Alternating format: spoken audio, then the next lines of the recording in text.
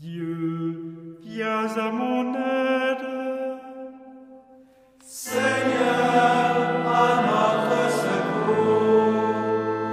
Gloire au Père et au Fils et au Saint-Esprit, au Dieu qui était et qui vient, pour les siècles des siècles. Amen.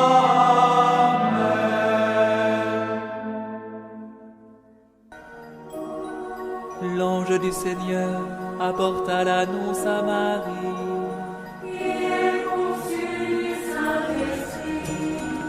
Voici la servante du Seigneur. Qu'il me soit fait selon ta parole. Et le Verbe s'est fait chair. Et il a habité parmi nous. Je vous salue, Marie, comblée de grâce. Le Seigneur est avec vous. Vous êtes bénie entre toutes les femmes. Et Jésus, votre enfant, est béni. Sainte Marie, Mère de Dieu, priez pour nous, pauvres pécheurs, maintenant et à l'heure de notre mort. Amen, Amen, Alléluia. Priez pour nous, Sainte Mère de Dieu. Afin que nous soyons rendus dignes des promesses du Christ. Prions. Que ta grâce, Seigneur notre Père, se répande en nos cœurs. Par le message de l'ange, tu nous as fait connaître l'incarnation de ton Fils bien-aimé. Conduis-nous par sa passion et par sa croix, jusqu'à la gloire de la résurrection. Par Jésus, le Christ, notre Seigneur.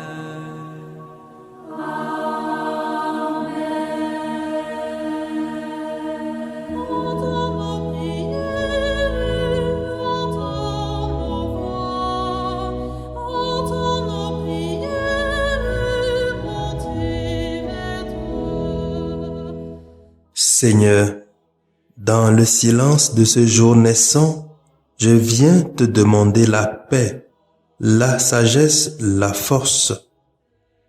Je veux regarder aujourd'hui le monde avec des yeux tout remplis d'amour, être patient, compréhensif, doux et sage, voir au-delà des apparences tes enfants, comme tu les vois toi-même, et ainsi ne voir que le bien en chacun. Ferme mes oreilles à toute calomnie. Garde ma langue de toute malveillance. Que seules les pensées qui bénissent demeurent en mon esprit. Que je sois si bienveillant et si joyeux, que tous ceux qui m'approchent sentent ta présence. Revêt-moi de ta beauté, Seigneur, pour qu'au long de ce jour, je te révèle. Amen.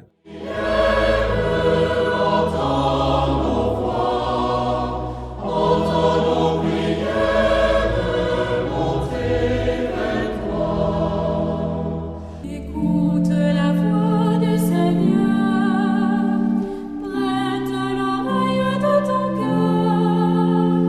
Qui que tu sois, ton Dieu t'appelle. Qui que tu sois, il est ton Père.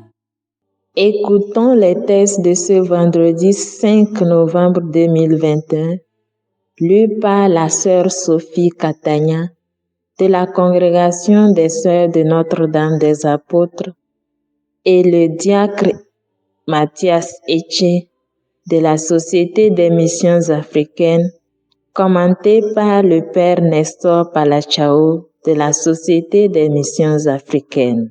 Toi qui aimes la vie, ô toi qui veux le bonheur, réponds en fidèle ouvrier que sainte et douce volonté. Réponds en fidèle ouvrier que l'Évangile est le salut. Lecture de la lettre de Saint Paul apôtre aux Romains, chapitre 15, versets 14 à 21. Moi-même, je suis convaincu, mes frères, que vous êtes pleins de bonnes qualités, remplis de toute connaissance de Dieu et capables aussi de vous reprendre les uns les autres. Mais je vous ai écrit avec un peu d'audace, comme pour raviver votre mémoire sur certains points, et c'est en raison de la grâce que Dieu m'a donnée. Cette grâce, c'est d'être ministre du Christ Jésus pour les nations, avec la fonction sacrée d'annoncer l'évangile de Dieu, afin que l'offrande des nations soit acceptée par Dieu, sanctifiée dans l'Esprit Saint. Je mets donc ma fierté dans le Christ Jésus pour ce qui est du service de Dieu. Car je n'oserais rien dire s'il ne s'agissait de ce que le Christ a mis en œuvre par moi, afin d'amener les nations à l'obéissance de la foi, par la parole et l'action, la puissance des signes et des prodiges, la puissance de l'Esprit de Dieu. Ainsi, depuis Jérusalem en rayonnant jusqu'à la Dalmatie, j'ai mené à bien l'annonce de l'évangile du Christ. Je l'ai fait en mettant mon honneur à n'évangéliser que là où le nom du Christ n'avait pas encore été prononcé, car je ne voulais pas bâtir sur les fondations posées par un autre, mais j'ai agi selon qu'il est écrit. Ceux à qui on ne l'avait pas annoncé verront. Ceux qui n'en avaient pas entendu parler comprendront. Parole du Seigneur. Nous rendons grâce à Dieu.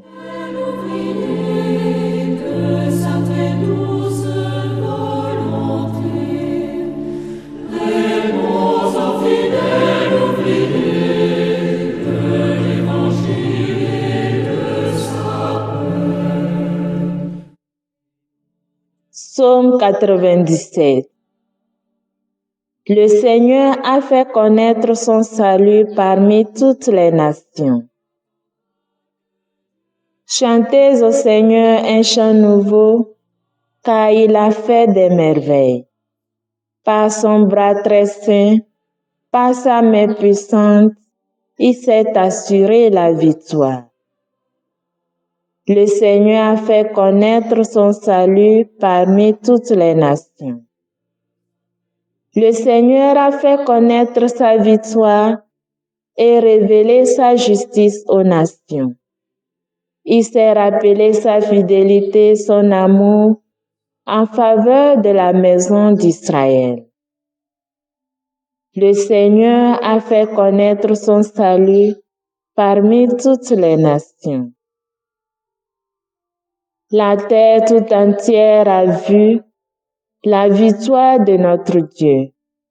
Acclamez le Seigneur terre entière, sonnez, chantez, jouez. Le Seigneur a fait connaître son salut parmi toutes les nations.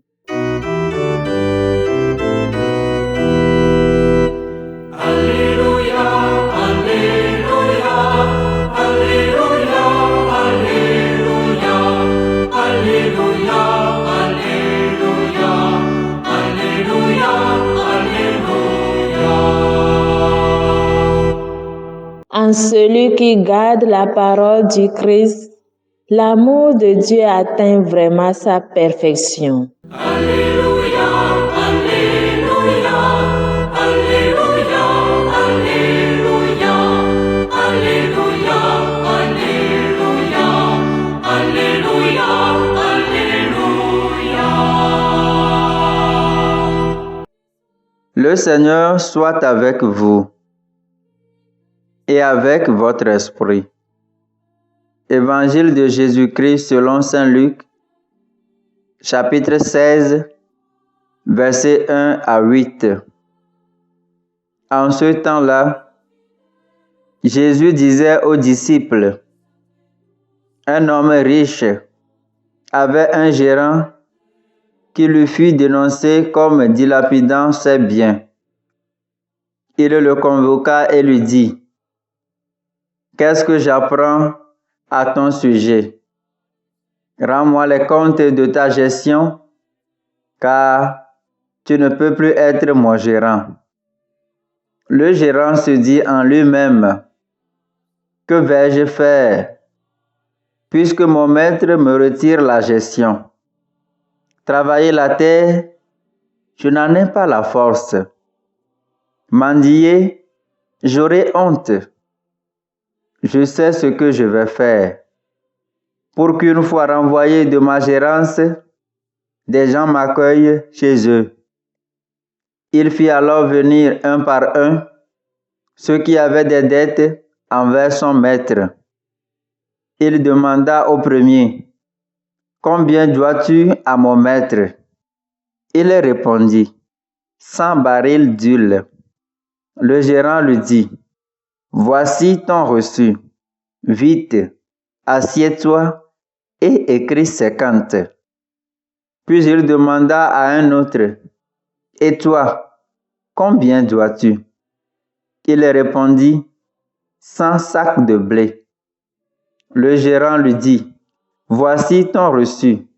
Écris 80. » Le maître fit l'éloge de ce gérant malhonnête, car il avait agi avec habileté. En effet, les fils de ce monde sont plus habiles entre eux que les fils de la lumière. Acclamons la parole de Dieu.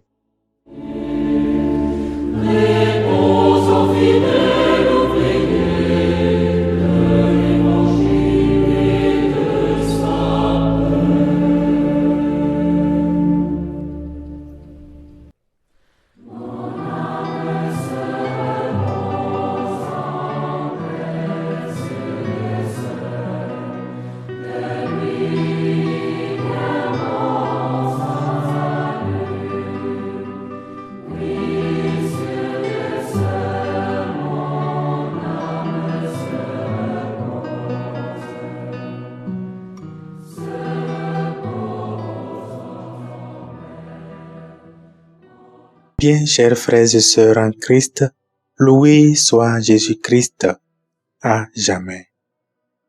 L'évangile de ce jour met devant nous l'habileté du gérant malhonnête, un comportement à imiter en tant que chrétien en pleine espérance de la vie éternelle.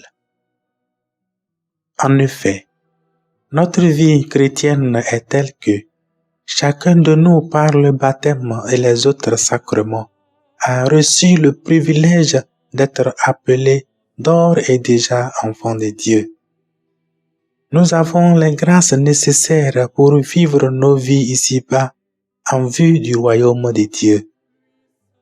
C'est ainsi que nous sommes appelés à nous mettre au service les uns des autres, à nous aider les uns les autres de manière à devenir tous ensemble des offrandes acceptées par Dieu.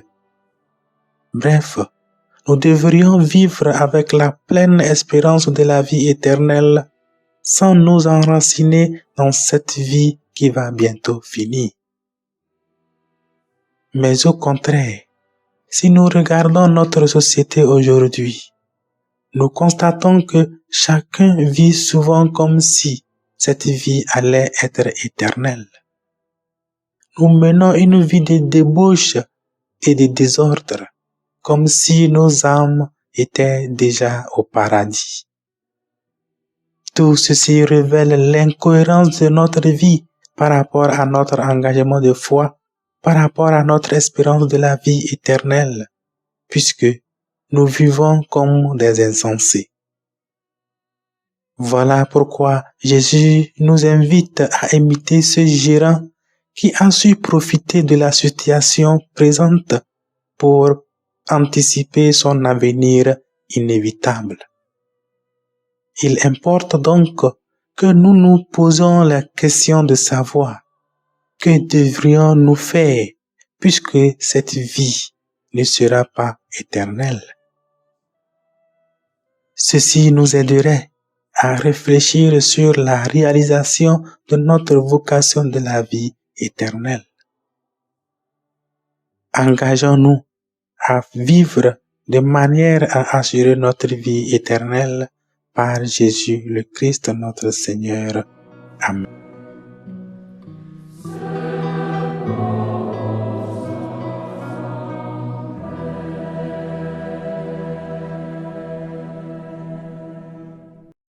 Le Seigneur soit avec vous.